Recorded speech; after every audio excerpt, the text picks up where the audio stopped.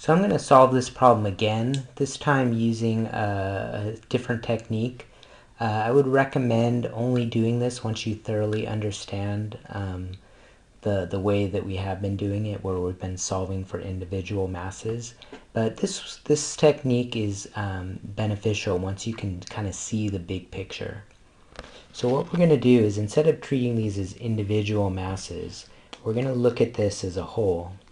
Now, you still have to do your individual free bodies, but what we're going to do is, instead of looking at it as M1 and M2, we're going to imagine that the system is one big mass combined. So this is kind of our whole system. We're looking at it at a whole. And so when we do our summation here,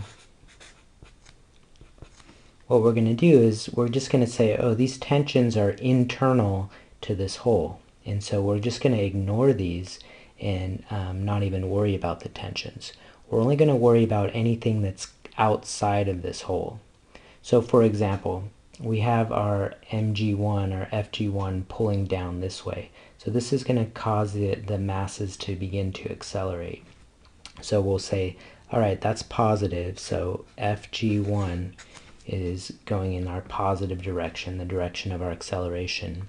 And then we look and look and look, and right here we now have an opposing force, the friction due to this mass with the surface, and that's going to the left. That's trying to slow the system down. So we're going to subtract out the friction here. I guess we can write friction on 2. Then what we're going to do, well, that's our summation of forces. We're going to set that equal to mass times acceleration. But which mass do we use?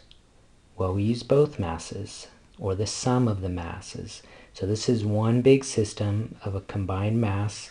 So we'll write m1 plus m2 times a.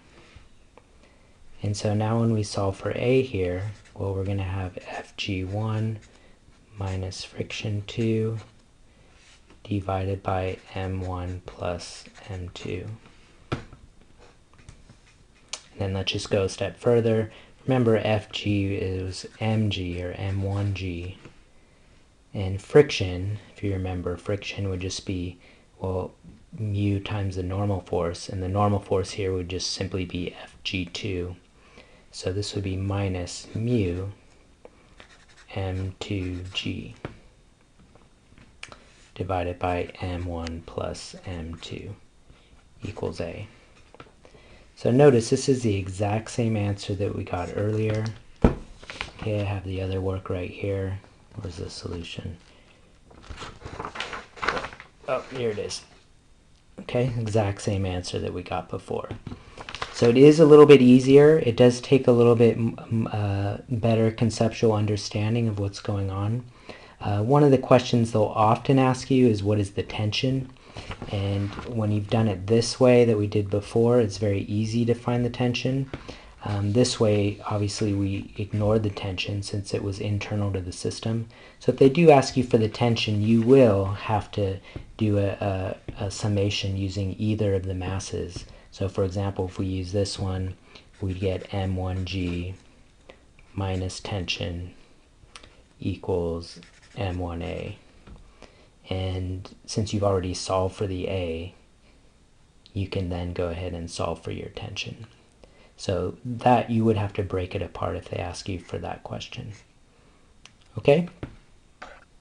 So you can use either method.